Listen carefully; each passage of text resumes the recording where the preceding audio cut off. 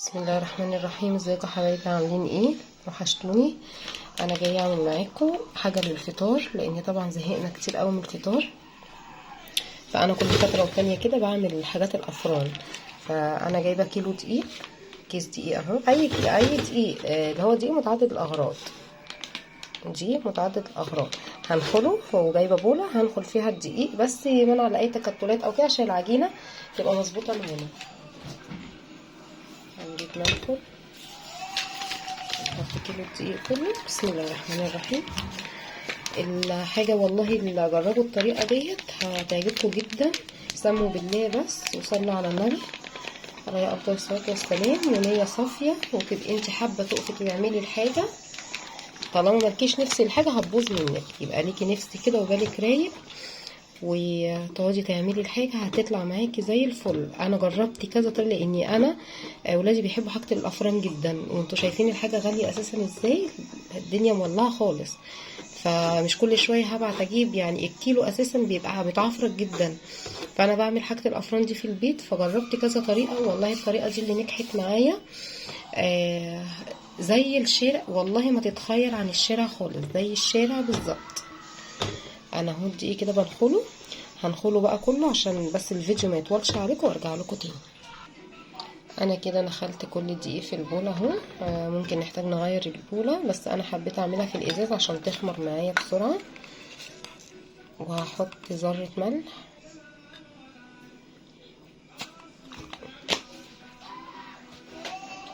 يبقى كده كيلو دقيق متعدد الاغراض وذره ملح. ودول بقى انا عاملاه، دي حاجة انا بعملها على طول عشان بعمل مخبوزات كتيرة جدا. ده شمر على كمون على ينسون، والتلاتة جايباهم وطحناهم سوا. اي عجين، منين، فطير، قرص مبسوسة، اي حاجة تخص المخبوزات حطوا منها، بتدي طعم تحفة وريحة تحفة بصراحة. بيبقى وهم والله العظيم، جربوها يعني. هاتوا من كل حاجة ب5 جنيه، هيدوكوا كمية حلوة، واضربوهم في المطحنة وحطوهم في كيس او في برطمان في التلاجة.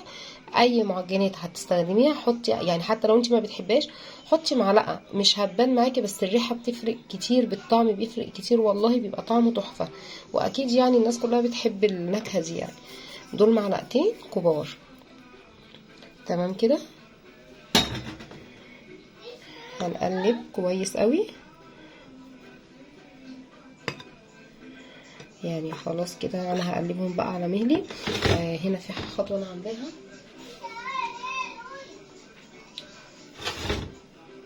ده بصوا الخميره نجحت اهي. دي كوبايه فيها 3 معالق سكر كبار، 3 معالق سكر كبار، كيس خميره، ربع كوبايه ميه.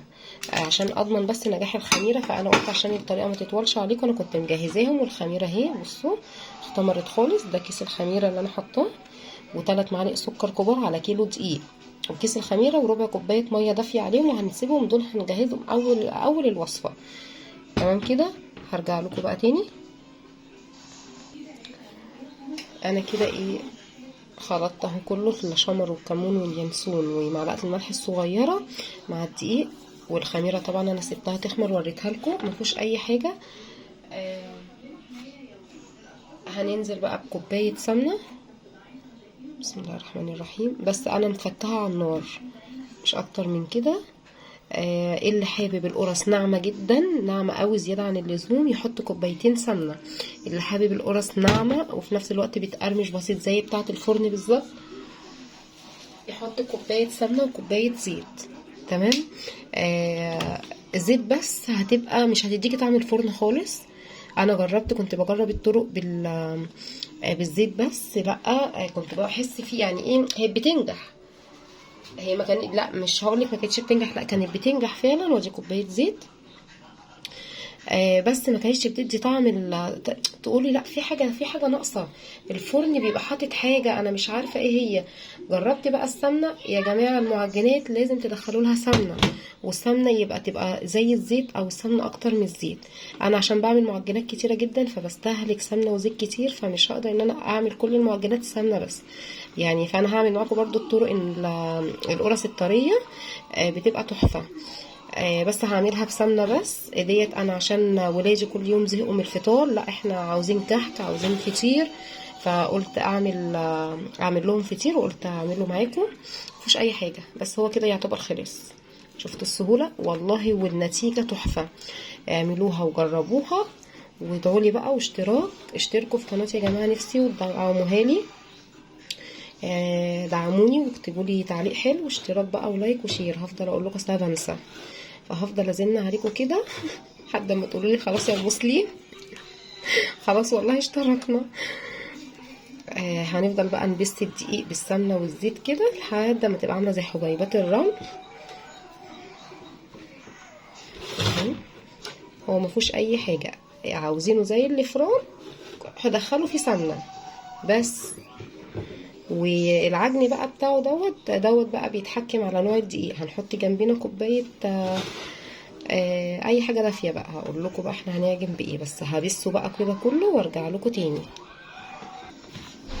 انا كده اهو، انا نقلت العجينه في بوله واسعه. انا كنت حابه اعملها في الازاز بصراحه عشان تخمر على طول، عشان ابتدي اشكل. بس معلش انا اسفه، بس لا مش متحكمه في الفرق وبس العجينه. حتى بنتي واقفه معايا بصراحه، ربنا يخليها لي يا رب، جودي دي الكبيره، بتدعمني بصراحه، وهي اللي بتساعدني بصراحه في كل حاجه. يعني ساعات بتسيب مذاكرتها، لان هي انا عندي بنتي اجازه مش اجازه بتقعد تذاكر شويه عشان مخها ما يتمسحش خالص، فبتذاكر شويه تقوم بقى تساعدني شويه. بتفرح اول ما بكون واقفه في المطبخ وبصور. هي بقى الكاميرا بتاعتي والتصوير، الصور اللي انتوا بتشوفوها ديت بتاعت الاكل بتاعتي وكده، والله من عمايلها هي. انا كده خلاص كده بسيتها كلها.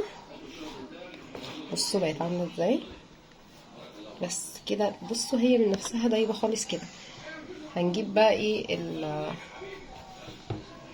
هننزل عليها بقى الخميره. نتاكد كده ان مفيش اي دقيق من غير ما يكون مبسوس بالسمنه والزيت. تمام كده. هجيب بقى الخميره واجيلكم.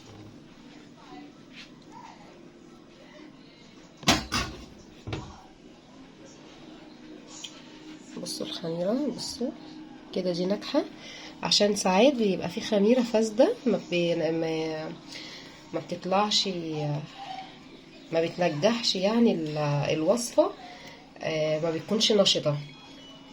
فاحنا لو حطينا كيس الخميره كده على طول ممكن تبوظ كل اللي احنا عملناه ده. طب وعلى ايه خساره؟ اختبروها بالسكر. احنا كده كده اساسا المفروض نحط 3 معالق سكر، فحطيناهم مع الخميره وتاكدنا ان هي الطريقه ناجحه. وهندعك برضو في كل الخليط. بصوا بصوابعكم كده، يعني بصوا بصوابعكم بس كده. بسم الله الرحمن الرحيم. طول ما انتوا قاعدين ساكتين صلوا على النبي عليه الصلاة والسلام.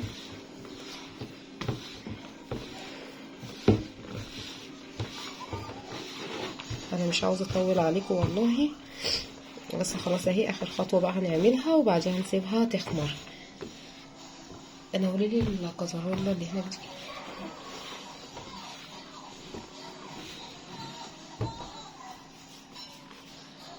لا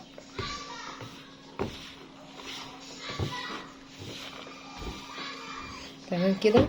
بصوا بقى بالنسبه للعجن هنجيب كوبايه دي، ده اللي عندي ده كان شرش لبن. بصوا بقى ميه دافيه، شرش لبن، لبن رايب، لبن عادي، اي حاجه قدامكم هجنوا بيها. اي حاجه قدامكم هجنوا بيها، مش حاجه ثابته. اللبن هيخليها تحفه، شرش اللبن هيخليها تحفه، اللبن الرايب هيخليها تحفه. مفيش كل ده، الميه الدافيه كله نتيجه واحده. وصدقوني انا حتى لو هي احتاجت ميه تاني هستخدم ميه دافيه. انا نزلت عليها، دي يعتبر اقل من كوبايه، يعني ده كده كوبايه الا ربع. هنعجن، ما توقفوش نفسكم والله، وكله هينجح وكله هيدي نفس الطريقه وحياه ربنا، والطعم هيبقى تحفه.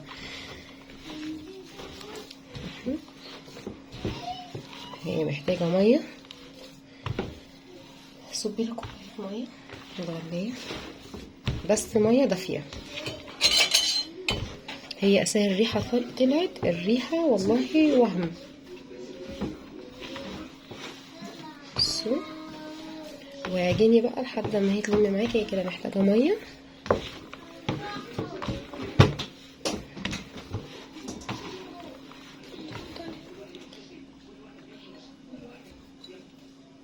ميه دافيه اهي، بس الانبوبه ايه سنه سنه، انا عاوزاها تلزق سنه عشان بعد كده اعرف كده ان هي هتلم خلاص. اول ما تبتدي تلزق بعرف كده ان هي هتلم.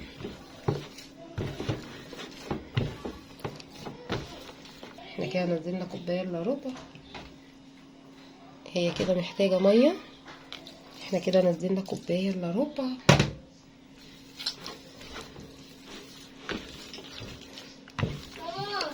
نعم. اديله التليفون. سيلي، ما هو جاي بص عليكم. كل فيديو لازم يطلع باي شكل من الاشكال، ما ينفعش ما يطلعش في فيديو. قول لهم مرحبا. سليم سليم، مش هديك ايس كريم. لا مشغول في التليفون. قول مرحبا.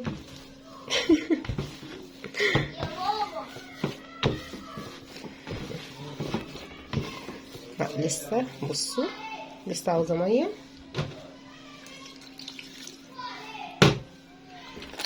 هعجن فيها شويه بقى عشان الفيديو كده هيطول عليكم، وارجع لكم تاني زي ما انا كده بس هوقف الفيديو شويه. بصوا هي كده بقى، بصوا كده بقى هتلم بقى. هي بس محتاجه بقى شويه قوه مننا كده نعجن.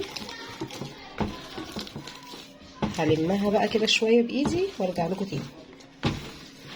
انا ملحقتش والله، انا اول ما قفلت الكاميرا شويه هي لمت معايا اهي. بصوا حتى تعرفوا ان هي مش محتاجه اي حاجه تاني، ان ابتدى العجين اللي في ايدي يسيب يلزق فيها. بصوا كده تمام، مفيهاش اي حاجه. انا كمان بحب اعجن العجين والله لما اكون بالي رايق. انا لما بكون بقى متوتره والعيال قرفني مجننني يعني، والله ما تاخدوا مني اي حاجه ابدا، الحاجه تبوظ كمان. هي كده بصوا في ميه اهي، احنا عشان ناخدها كده واخده كوبايه ونص بالظبط. الميه دي حسب الدقيق بتاعكم. بصوا لميت كلها من البوله ازاي. برضو هنفضل نعجن فيها شويه.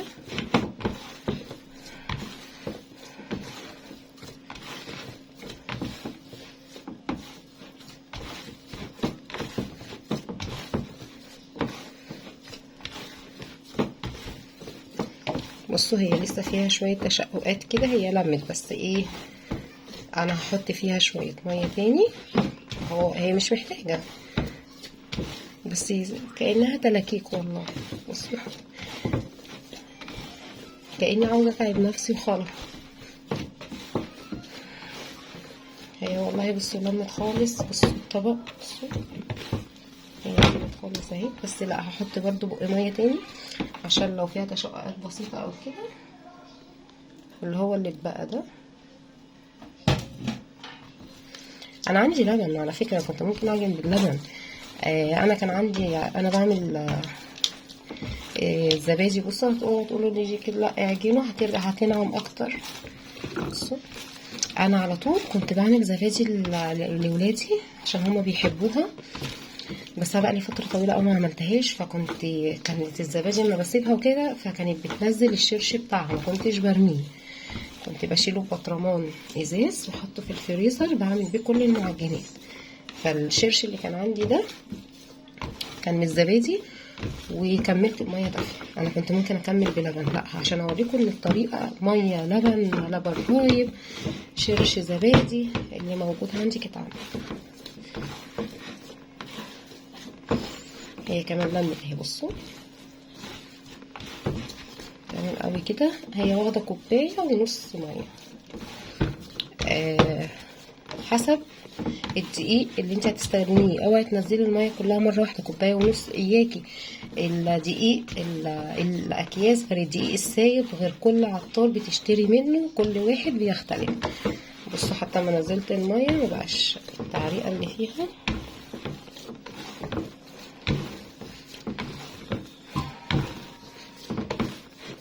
هعجن بقى فيها شويه عشان الفيديو ما هي بص لمت كلها اهي. بصوا بسم الله ما شاء الله عليها. هعجن بقى بصوا يعني حتى بصوا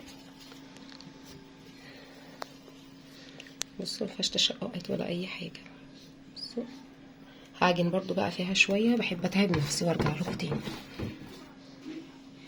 انا كده خلاص عجنت فيها شويه. كل ما بتعجني فيها كل ما بتبقى تحفه، بس خلاص دراعي خلاص مش قادره بصراحه. يا بخت اللي عنده عجان والله. بس احنا ما عندناش عجان، هنقول لا مش هنعمل حاجه، لا هنشتغل برضو، هنعمل وهنطلع الحاجه احلى مليون مره من اللي عندهم عجان. سامحوني بقى. واحلى مليون مره من حاجه الشارع كمان. انا اتعلمت، انا كنت في اول جوازي كل حاجه كنت مستسهلاها وبجيب من بره، لكن من ساعه لما جه اطفال ومسؤوليه وكده والدنيا في الغلا ابتديت اعمل كل حاجه في البيت والحمد لله بتنجح معايا.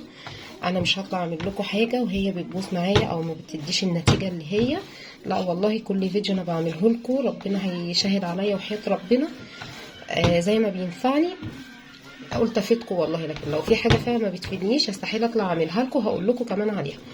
بصوا بسم الله الرحمن الرحيم. بصوا مفيش اي تشققات ولا اي حاجه. بصوا العجينه سيبها بقى تخمر، والريحه والله يا جماعه تحفه. هي اساسا ريحتها باينه من قبل ما تتخبز في الفرن، الريحه تحفه. انا بقى بسيبها تخمر ازاي؟ هو الجو اساسا صعب جدا احنا في الصيف. هغطيها بفوطه، بس قبل ما اغطيها انا بولع الفرن عندي دقيقتين يسخن قوي او مدخله في العجينه، لان انا عاوزاها تخمر بسرعه، او مدخله فيها العجينه واسيبها بقى مش هتاخد معايا ربع ساعه. ولما تخمر بقى هنشوف هنعملها ازاي.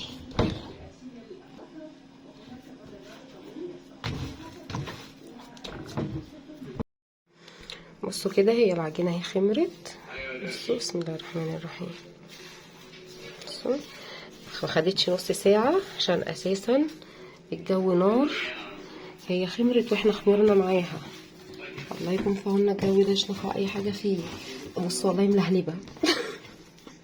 العجينه سخنه ملهلبه. شوفوا بقى احنا يا بني ادمين عاملين ازاي. بسم الله ما شاء الله. بصوا تحفه. خدوا بقى احلى فطير واحلى قرص منها. بصوا هي كده خلاص. انا هحضر بقى الصواني يا دوبك بس هنشكل وندخل فوق. ايه عاوزه تحشي جبنه احشي، بس انا هعملها اللي هي المبسوسه الساده. بصوا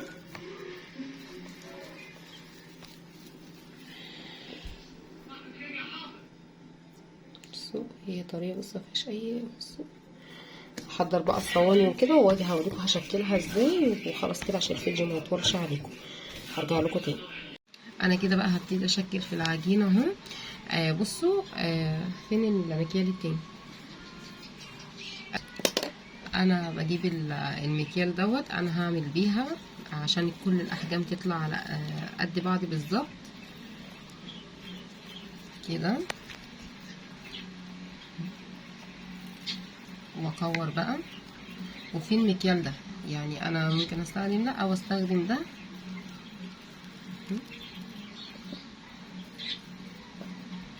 عشان تعرفوا يعني دي تسهل عليكم، لان في ناس بتعرف يعني ايه تعملها يعني ايديها ميزان. في ناس ما بتعرفش تظبطها خالص فبتطلع واحده كبيره واحده صغنطوطه. لا فالمكيال دي ده اللي هو ربع معلقه وده اللي هو نص معلقه. فاللي يريحكم بقى اعملوه كده. الكل هيطلع قد بعضه بالظبط. وهتكوروها كده.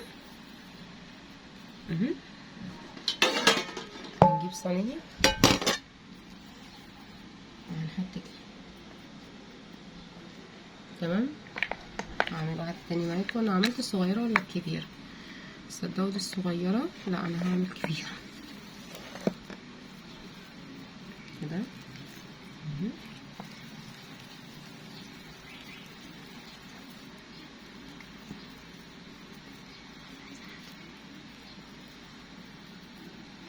هعمل لابني الصغير الصغنطوطه المعلقه الصغننه، والكبيره دي هعملها لينا احنا.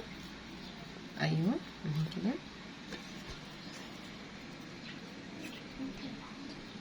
انا شلت الصغيره احطها في صينيه تاني لوحدها. تمام كده. هعمل تاني معاكم واحده.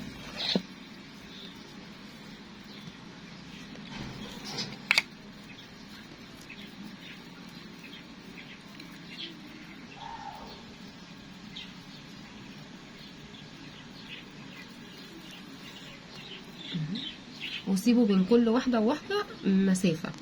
هعمل بقى الكميه، بس هو بقى في حاجه ان الصغير ده ابني بيحب الفطير بالسكر والقرفه، فهي دي الصغيره اللي انا عملتها.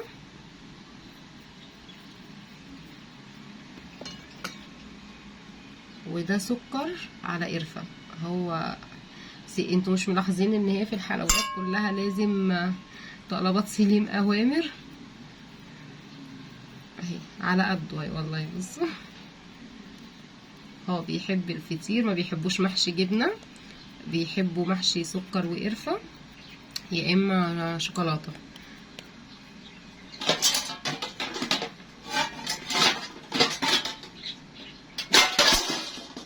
دي صينيه اهي بقى، ودي صينيه سليم.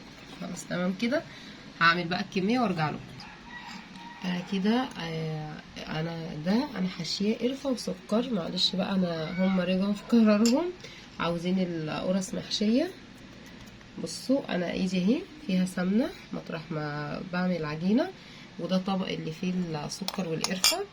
بصوا تعملوا كده الحركه دي وتبصموا الفطيره من فوق، يضغطوا عليها. هو كده كده هيرجع يخمر تاني، هينفش تاني.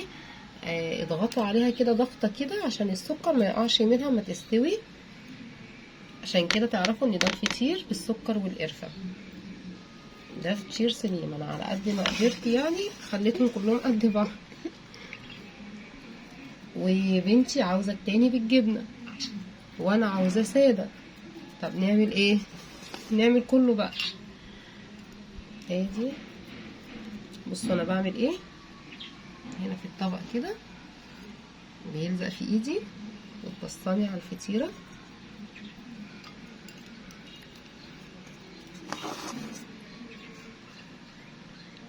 تمام كده. يا رب تكون الطريقه واضحه.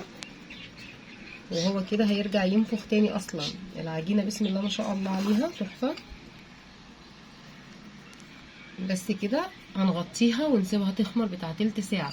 هما بقى عاوزين انا اخترت المكيال دوت الحجم ده. لا قالوا لي مش عاوزينها كبيره قوي، فقلت لهم خلاص انتوا اللي حابين تاكلوا هي كده اهي. والحجم ده على ما اعتقد ان هو كويس برضو، هيبقى وسط مش كبير، هيبقى وسط. ولا هيبقى صغير قوي لانها لسه هتنفخ تاني في الفرن. انا هحشي بقى الصينيه دي ادي هي، انا بفتحها كده. ودي جبنه بطعم البسطرمه. بس يا جماعه بصوا الجبنه ناشفه ازاي، لازم جبنه تكون ناشفه، ما ينفعش دومتي، ما ينفعش خالص. دي جبنه رودس افضل نوع ان انتوا تستخدموها. يا ريت بقى لو اسطنبولي بتبقى تحفه، يا اما البراميلي. انا عندي متوفر بالبسطرمه حادقه برضو فهتبقى طعمها حلو، هشتغل بيها كده. وهنرصص برضو كده. اخلص الصينيه اللي بالجبنه وارجع لكم تاني. دي كده اللي انا عملت كده الصينيه دي اللي بالجبنه، انا بعملها كده وطب عليها كده.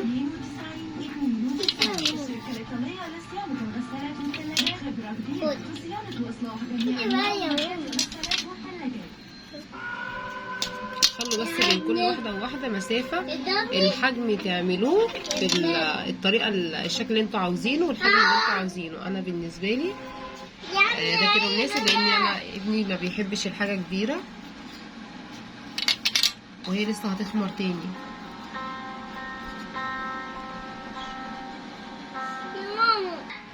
وبالشوكه هنعمل بس كده عشان نعرف اللي من قرفه من اللي بالجبنه من اللي بالساده، لان انا هعمل بالجبنه وساده وبالقرفه. القرفه احنا حاطينها على الوش كده زي ما اوريكم، والمخرم ده كده هيبقى الجبنه، والساده بقى هيبقى اللي هو الساده اللي مفيهوش اي حاجه بقى هيبقى ساده. هكمل بقى الصواني كلها وارجع لكم. بصوا يا جماعه انا كده دخلته الفرن، انا سويت يعني وخلصت. مولعه فوق وتحت، طبعا الشكل باين اهو فوق وتحت. خلوا بالكم بس اول صاجه بتاخد وقت، تاني صاج او تاني صينيه الفرن بيحمى. تابعوا الفطير تمام. خلوا بالكم عشان الفرن بيحمى يا جماعه. اول صاج بيبقى تحسوا ان التسويه لسه خدت وقت وكده. كل ما بيبقى في صاج ورا التاني ورا التالت بياخد وقت. الفرن قصدي ما بياخدش وقت فبيسوي بسرعه. انا هي التسويه معايا، انا الفرن ده بيسوي لي، بولع فوق وتحت بيسوي الدنيا، بيخليها زي الفل يعني، بيسوي على طول، مش لازم اولع تحت الاول وتستوي وبعدها اولع فوق وتحت، لا بشغل الاتنين والدنيا على طول بتستوي معايا. لا انت كلته سليم اهو اشتغل على الفطير اللي بالقرفه. دي الكميه اللي انا طلعتها، ده بالقرفه. بصوا شكله وطعمه والله. وده اللي بالجبنه، انا بحب اعمل الحجم دوت، هما ولادي اصلا بيحبوا الحجم ده. انت على فكره طلعت لهم في الكاميرا. هطلع بقى بقيت. بصوا ثواني، بصوا بسم الله، بص شكله وتسويته، وبص والله، وبصوا من جوه مورق ازاي، نفس بتاع الفرن بالظبط. بص عشان هو سخن اصلا، كل ما يقعد بقى كل ما هيشد، كانكم بتاكلوا فرن القرص بتاعه الافران بالظبط. احشوها الحشوه اللي انتوا عاوزينها، وانا عامله ساده برضو بتبقى تحفه، بتبقى تحفه. فهطلع معاكم بقيه الكميه وارجع لكم. بصوا يا جماعه دي لسه طالعه من الفرن، انا ببخاخ، شايفين انا بعمل ايه؟ معلش بجد الدنيا عامله خالص. دي ميه، معلقه سكر متذوبه في 3 معالق ميه، وتحطوها في اي بخاخ، واول ما تطلع من الفرن تبخوا كده الوش كده عشان تفضل طريه معاكم، بتبقى تحفه. شايفين انا عملت ايه؟ شايفين الوش؟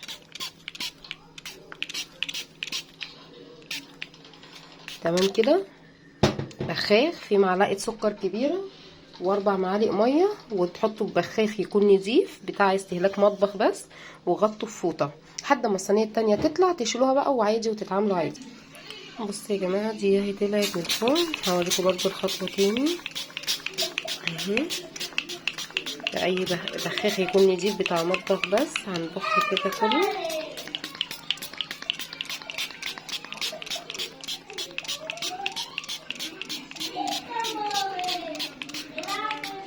ده اللي بالسكر والقرفه طعمه وهم وحياة ربنا. يا رب بس تجربوا الطريقه وتعجبكم.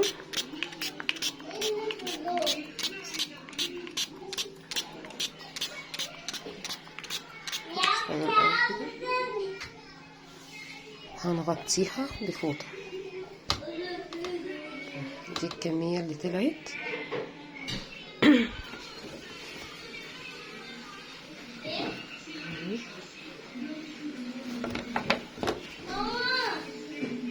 بصوا طعمه.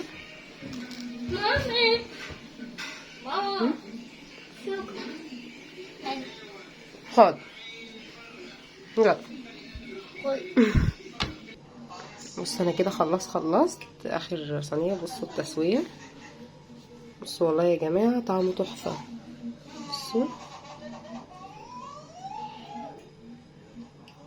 بس دي سخنه قوي، لا هشوف واحده بارده شويه، استنى. سخنه. بصوا بصوا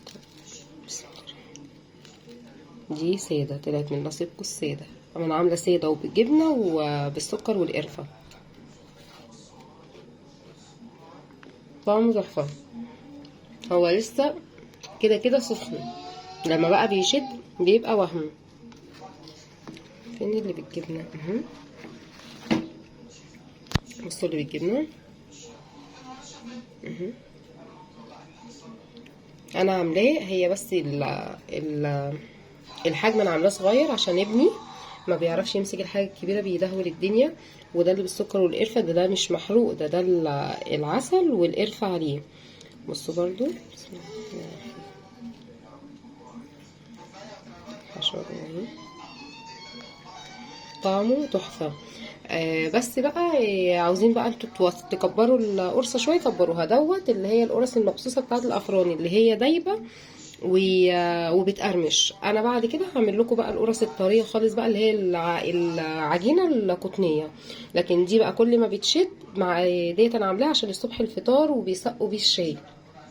انا مش هعمل دلوقتي كوبايه شاي بقى بلبن واوريكم كده، لا ده انا هعملها اشربها. فده بقى الفطار الصبح. لكن العجينه القطنيه ان انتوا تعملوا بيها سندوتشات، تحشوا تحطوا فيها شاورما، تحطوا فيها اي حشوات انتوا عاوزين تاكلوها، بعملها لكم. العجينه ديت العجينه اللي هي بتاعت القرص المبسوسه، اللي هي بس ناعمه دايبه وفي نفس الوقت مقرمشه شويه، مش مقرمشه يعني هي دايبه، بس ان هي لما بتشد تسقوا بيها الشاي. يا رب تكون عجبتكم ويبقى الف هنا وشفا. ودي التسويه اهي. متنسوش بقى الاشتراك واللايك والشير. لا اله الا الله.